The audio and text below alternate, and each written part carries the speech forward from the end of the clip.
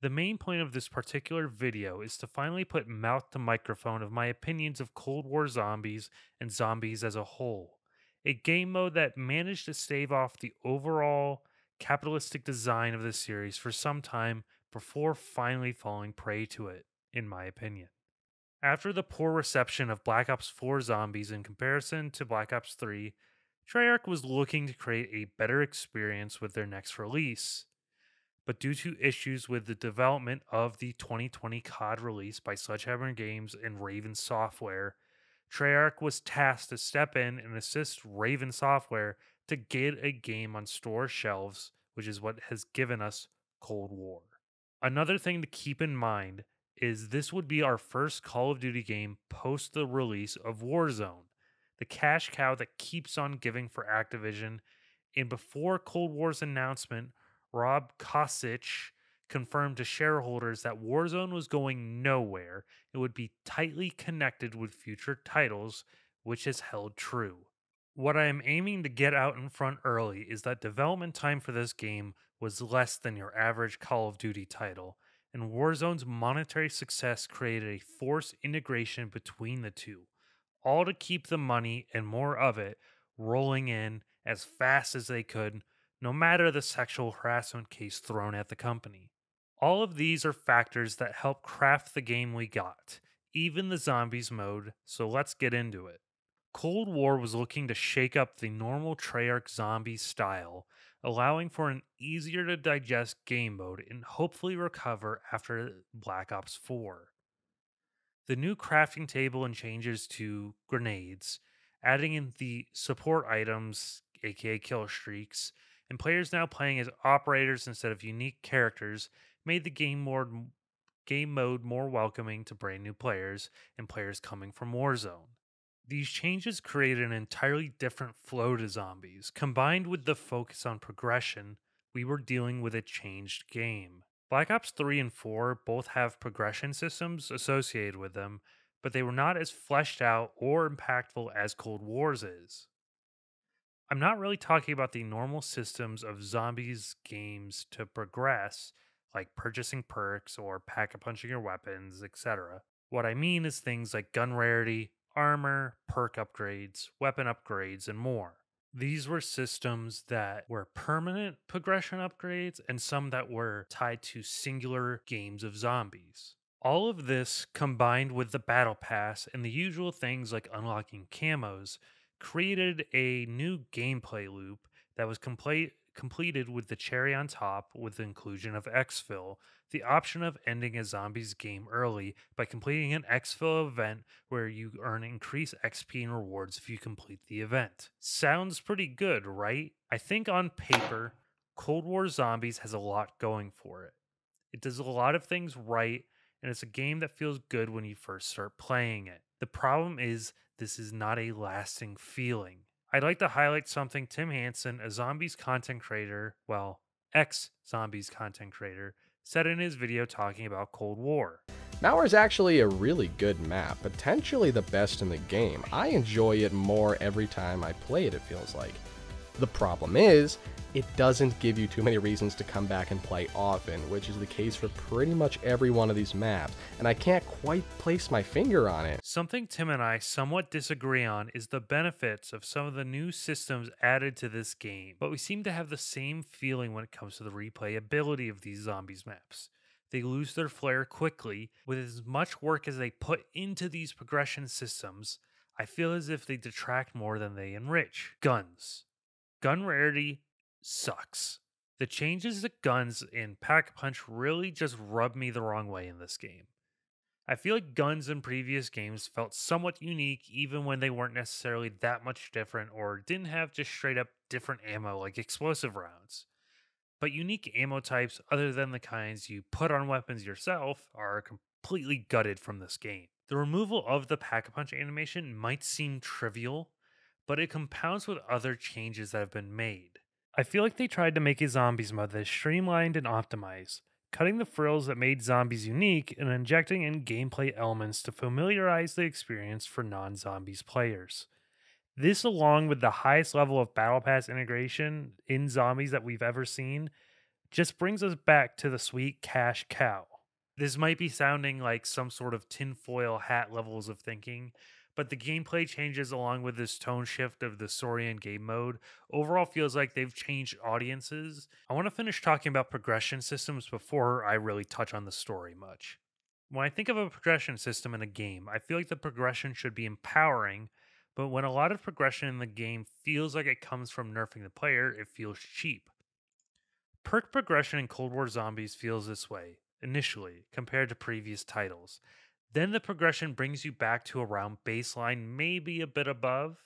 If this had maybe been a fresh game mode, title, what have you, and we did not have the previous systems, I mean, it's even similar to them slightly modifying perks between games. It never feels good to have these perks nerfed because for the most part, you're not competing against anyone in zombies.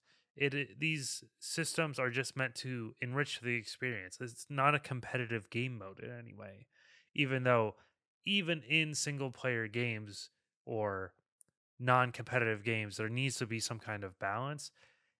The weakening of the player in this way just doesn't feel good, in my opinion. This was something I noticed as early as D Machine, since we ended up with one map for months, even if I would consider it one of the strongest maps of the game. We're gonna just rapid fire through the maps quickly, since the video is more about the systems and outside reasons that make the game feel this way, but the map quality certainly does not help. Firebase Z was a map that didn't feel worth the wait and felt messy as an experience. Mar der Toten was an outlier, I admit, in this game, and it's my favorite map of the game. The verticality of it is really fun. The trains, I think Klaus is really great. There's just a lot of good things to it. It gave me hope to see Cold War finishing out strong, and my hope was more than dashed. I will tell you this now with the release of Forsaken, the biggest, widest, all touching mess of a map. But I blame Activision more for this than I do Treyarch. The demands that Activision has on Treyarch as a studio has been ridiculous. They cannot seem to just give the studio a proper amount of development time on a game of their own, requesting them to create experiences under the guise of other development teams or to save development from the misguided hands of other development teams. But this doesn't mean us as a consumer should accept a lower quality product for it. Obviously, some people do enjoy Cold War. This is an opinion piece. But what I am saying is I believe the overall quality of Cold War, especially when it comes to the issues of it releasing minimal content, especially content that was locked to a singular console at release. And let's just get back on topic a little bit. Let's talk about the story, I guess. But this is quick because the story is terrible. We went from the good but ridiculous story of the premise Ultimus Cruise to the gag inducing, just awful Dark Aether storyline. The changes to the characters, to the story, and everything make it so that it is not engaging.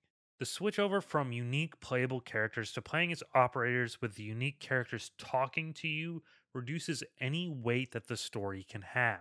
Serious sci fi stories are a hard thing to tell, and this was not told well enough for any of the story or characters to have anything to add to the experience, in my opinion. Added with the fact that this story is told within a Call of Duty game as well, the fact that the story is now a government op can only hurt it since it contends with the campaign storyline. This all compounds into this tonal shift from Black Ops 4 to Cold War, and it is jarring.